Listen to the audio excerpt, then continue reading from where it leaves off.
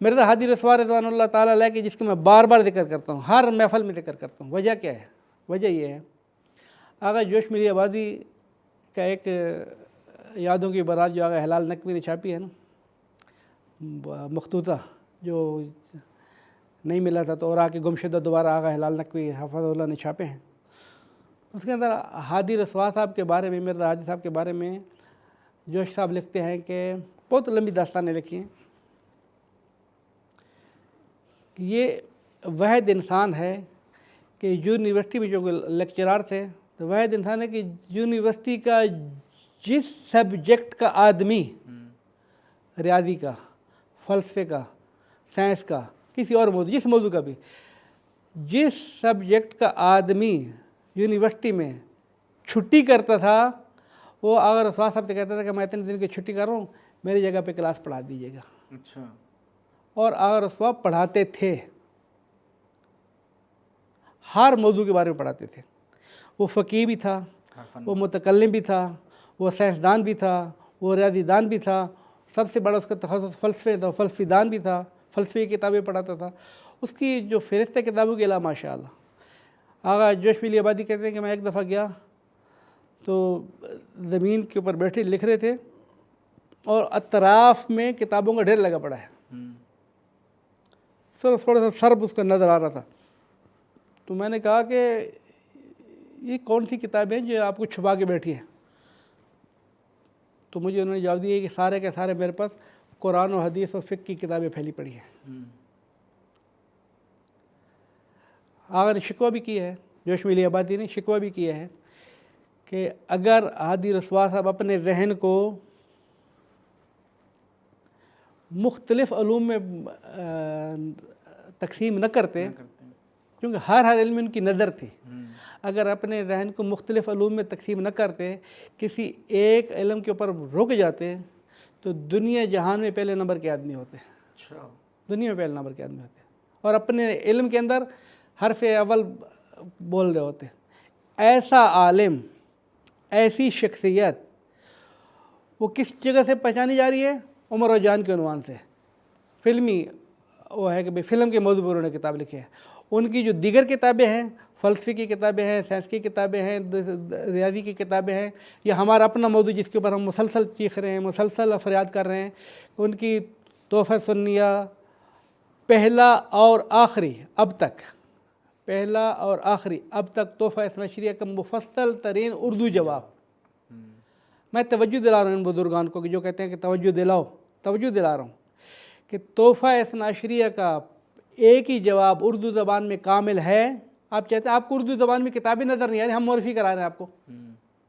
आपको अगर नहीं पता कि उर्दू ज़बान में क्या कुछ लिखा गया तो हम मौरफ़ी करा रहे हैं। गैरत करें, हिम्मत करें, जुरत करें और अपनी ईमानी गैरत का सबूत देते हुए तवज्जो दिलाएं उलमा की नहीं, अगनिया के, पैसे वालों के, जिनका ख़ानदान उनकी, कि इन किताबों की पहली फ़ुर्सत में किताबों की अक्सबरदारी करें, उलमा की खिदमत को महफूज करें।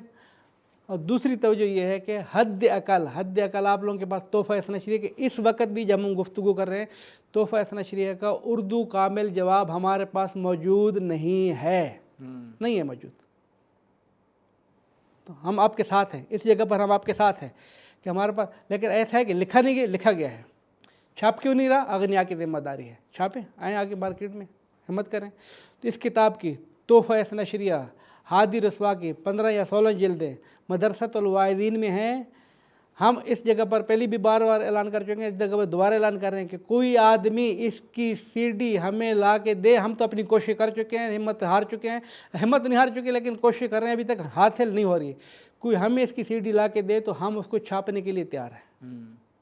हम उसको अब मार्केट में लोगों को, और आप लोगों को पता है मरकज़ आसार बर सग़ीर की जितनी भी किताबें हैं वो मनफ़अत मादी के लिए है नहीं। किताब के हम टाइटल पे लिखते हैं कि इसके हकूक़ महफूज नहीं हैं, मफतू हैं, हर कोई छापे, हर कोई खाए, हर कोई कवल, लेकिन मार्केट में तो लेकर आएँ। क्यों जुल्म हो रहा है हमारे उलमा की, जिन्होंने अपने खून जिगर एक करके आगा साहब सारा शिकवा क्या करते? हादी रसवा किसी गरीब थे, मेरे पास पैसे नहीं है, किराया नहीं है, फ़लाँ जगह पर जो मेरे पास किराया नहीं है।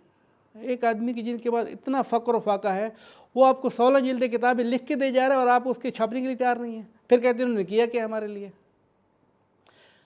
अल्लामा हैरी रिज़वानुल्लाह ताला अलैह उनके वालिद बुजुर्गवार ने 65 साल की ज़िंदगी सरफ करके इतनी बड़ी तफसीर लिखी है जिसका नाम है तफसीर लवाम तदबीर के। अल्लामा आगे मरशी फरमाते हैं कि अगर ये छप जाए तो बिहार और अनवार से बड़ी होगी। एक मरतबा भी शिया कौम को ये गैरत नहीं हुई कि एक दफ़ा छाप सके उस किताब को। काम वो तो 65 साल लगा के 150 किताबें मज़ीद लिख के तफसीर के अलावा वो तो लेके चलेंगे। आपने क्या किया? तवज्जो दिलवा। आप क्यों नहीं बेदार हो गए? पैसा तो खुदा ने आपको दिया था ना। उलमा फ़क्र में लिखें भी सही, रोज़े रख के नमाज़ इजारा पढ़ के किताबें ख़रीदें, हवाले भी तलाश करें, फिर आप कहते हैं क्या कर रहे हैं लोग। बहरहाल माजरत एक मुश्किल नहीं है, लेकिन जैसा कि इस सोशल मीडिया के हवाले से, क्योंकि ये क्लिप बहुत ज़्यादा वायरल था कि मतलब आज भी सवाल किया जाता है, यानी कि उस एक शख्स ने ये सवाल किया, ये लोगों के जहन में बात बैठ चुकी है कि उलमा ने कुछ नहीं कर रहे। उलमा कुछ नहीं कर रहे। मैं ये तो कह रहा हूँ कि ये सवाल उलमा कुछ नहीं। अलबत्ता मैं एक दूसरा अर्ज़ कर दूँ, जिस तरीके से तोहफ़ा इस्ना शरीक इतने जवाबात के बावजूद, ये मुश्तरक बहस आ गई है, तोहफ़ा इस्ना शरीक इतने जवाबात के बावजूद जिस तरीके से सुन्नी लिखते हैं ना कि ये वो किताब है जिसका आज तक कोई जवाब नहीं दिया गया। मैंने पहली बार किया कहीं पर कि एक तरफ वो हक बेजानिब है, क्यों कि वो जवाबात उन तक नहीं पहुँचे हैं। ये सवाल करने में वो हक बेजानिब है कि जवाबात उन तक नहीं पहुँचे, उन्होंने देखे ही नहीं है। लेकिन दूसरी तरफ ये लोग जाहिल है, अवाम तो जहल है। अवाम को ये हक हम दे भी सकते हैं, लेकिन उनके उलमा को पता है कि किन किन ने क्या क्या जवाबात दिए हैं। उनके उलमा को सारा पता है। जब उलमा को सारा कुछ पता है किन किन उलमा ने क्या क्या जवाब दिए, वो भी उनके हाँ में हाँ मिलाते हाँ इस किताब का कोई जवाब नहीं दी, तो वो है तजाहुल आरफाना, वो मुगरिदीन है, वो गर्द मर्द रखते हैं। इसी तरीके से हम ये हक अवाम को तो दे सकते हैं कि हमारे उलमा ने क्या किया है।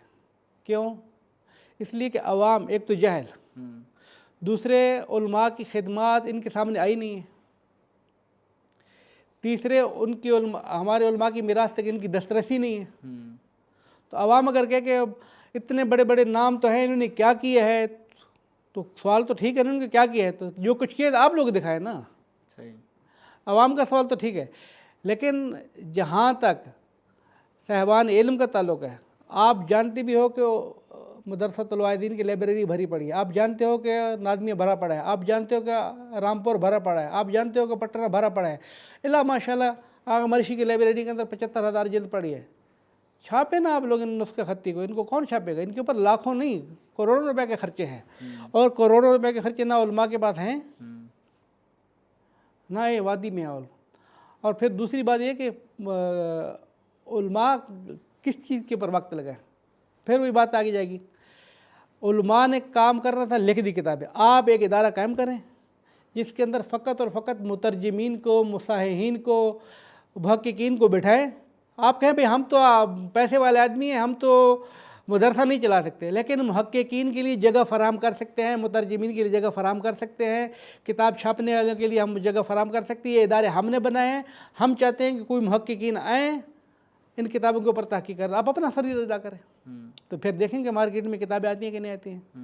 सारा काम अगर आप ये कहेंगे कि मदरसे के उलमा पढ़ाएं भी सही, पढ़े भी सही, मजलिस भी पढ़ें, फिर बातें भी सुने, गालियाँ भी सुने, लानते भी सुने, और उधर से जो अला किस्म के मेंबर पे आ जाए उनके शुबहात और मशकूकात और उनकी लगवियात का जवाब भी दें, हर तरफ से जो है वो उलमा, तो फिर अब आखिर आप लोगों की तरह ये भी तो आपके बहन भाई है ना, आपके बच्चे हैं, आपकी एक ही आदम की औलाद है, तो थक जाते हैं, इनके भी मगज़ बिल आखिर